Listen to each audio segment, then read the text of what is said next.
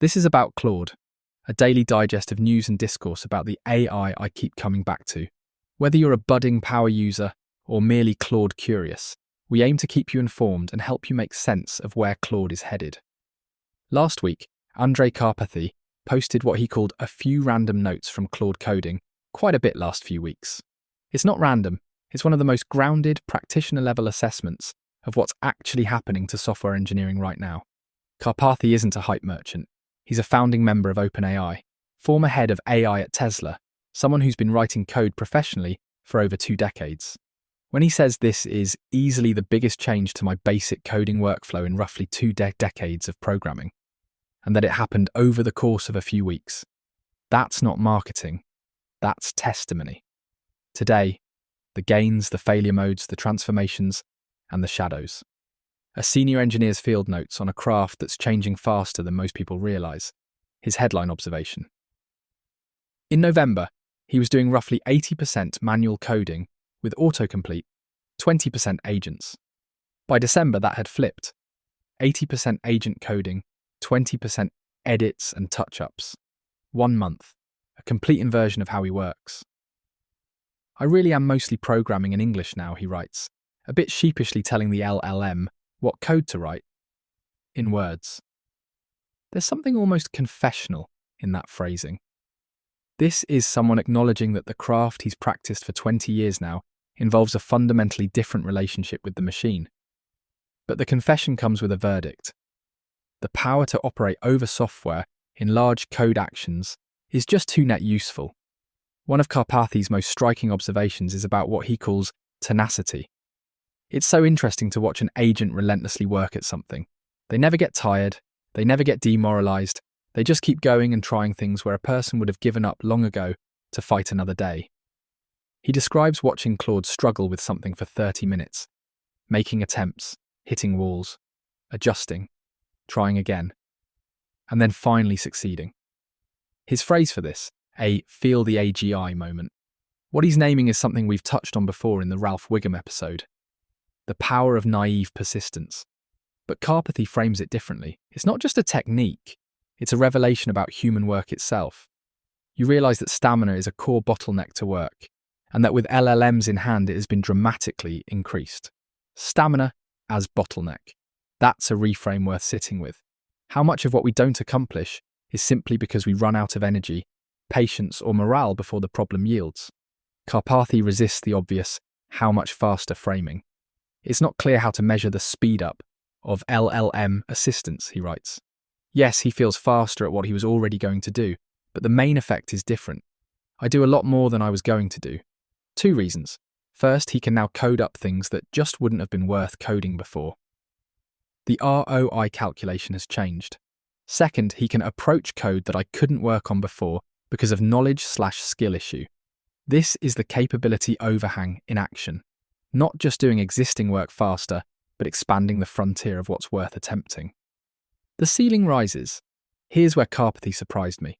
I didn't anticipate that with agents programming feels more fun, because a lot of the fill-in-the-blanks drudgery is removed, and what remains is the creative part. More fun, not less human, not hollowed out. More creative, because the mechanical work that used to consume attention is now handled. He also names something psychological. I feel less blocked/stuck, which is not fun. And I experience a lot more courage because there's almost always a way to work hand in hand with it to make some positive progress. Courage. That's not a word you hear often in discussions of developer tools, but it captures something real. The willingness to attempt things you might previously have avoided because failure felt too costly or progress too uncertain. He does note the split this creates. LLM coding will split up engineers based on those who primarily liked coding and those who primarily liked building. If you loved the craft of writing code itself, the syntax, the elegance, the puzzle of implementation, this shift might feel like loss. If you loved building things and code was the necessary medium, this shift feels like liberation. Karpathy isn't naive about the limitations.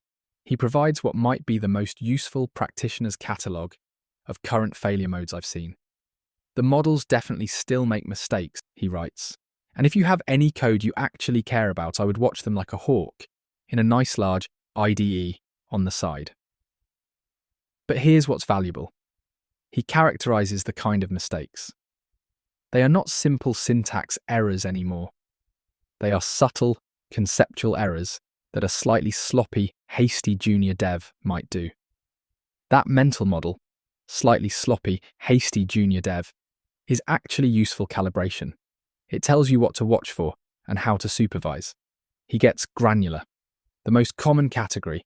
The models make wrong assumptions on your behalf and just run along with them without checking. They don't manage their confusion. They don't seek clarifications. They don't surface inconsistencies. They don't present trade-offs. They don't push back when they should. They're still a little too sycophantic. On code quality, they also really like to overcomplicate code and APIs. They bloat abstractions. They don't clean up dead code after themselves. He gives a concrete example. Claude will implement an inefficient, bloated, brittle construction over 1,000 lines of code, and it's up to you to be like, couldn't you just do this instead? And they will be like, of course, and immediately cut it down to 100 lines. That's a 10 times reduction, available on request, but not offered proactively. The model doesn't volunteer the simpler solution. You have to ask. Despite all of this, the sycophancy, the bloat, the assumption running, the side effects, his verdict is clear. It is still a net huge improvement, and it's very difficult to imagine going back to manual coding. This is the practitioner's balance. Eyes open about the problems, still transformed by the capability. Karpathy offers practical guidance on how to work with these tools effectively. Don't tell it what to do, give it success criteria, and watch it go. This is the shift from imperative to declarative, from step-by-step instruction to outcome specification. Let the agent find the path, his specific recommendations. Get it to write tests first, then pass them. Put it in a loop with a browser. Write the naive algorithm that's likely correct, then ask it to optimize while preserving correctness. Change your approach from imperative to declarative to get the agents looping longer and gain leverage. Leverage, that's the key word. The skill isn't writing code anymore. It's designing feedback loops that let the agent work longer and harder on your behalf. Here's the observation that points toward the future. Karpathy notes that he's already noticed that I am slowly starting to atrophy my ability to write code manually. But he makes a crucial distinction. Generation, writing code, and discrimination, reading code, are different capabilities in the brain. Largely due to all the little, mostly syntactic details involved in programming, you can review code just fine, even if you struggle to write it. This is skill metamorphosis, not skill death. The capacity to evaluate, direct, and quality check remains. The capacity to produce from scratch. The muscle memory of syntax, the automatic reach for the right construct. That's what's decaying. For Karpathy, with 20 years of foundation, this might be fine. The discrimination capability is robust. For someone learning now, the question is different. Can you develop discrimination without first developing generation? Can you learn to evaluate code you've never learnt to write? That's an open question, and it matters for everyone entering the field. Let's stay with the atrophy point, because Karpathy doesn't minimize it. If one of the most accomplished engineers in the field is noticing his manual coding ability decaying after just a few weeks of heavy agent use, what happens to everyone else? What happens over months, over years? The optimistic read, we're trading one skill for another. The ability to write code from scratch matters less. The ability to specify, evaluate, and direct matters more. This is how tools have always worked. Nobody laments that we can't do long division by hand anymore. The cautious read, generation and discrimination may be more entangled than we think. The deep understanding that lets you catch subtle bugs might depend on having written similar code yourself. Reviewing what you've never produced might be shallower than reviewing what you could produce. We don't know yet. Karpathy is documenting the early signs. The long-term effects are still playing out. Then there's the prediction that sticks in the mind.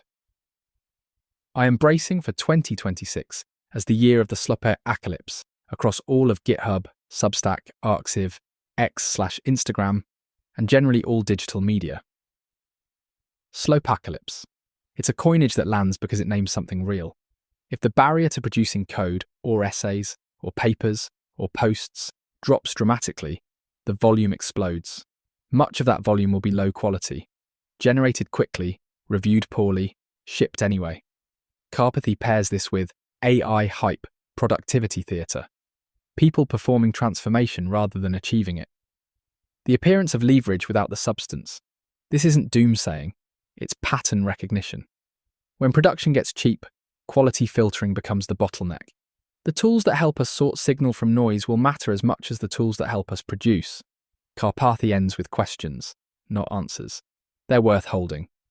First, what happens to the 10x engineer? The productivity ratio between the mean and the maximum. It's quite possible that this grows a lot.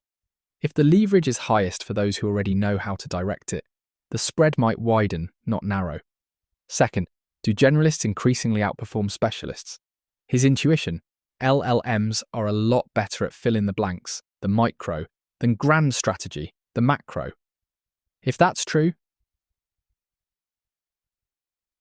broad strategic thinking becomes more valuable than deep implementation skill. Third, what does LLM coding feel like in the future?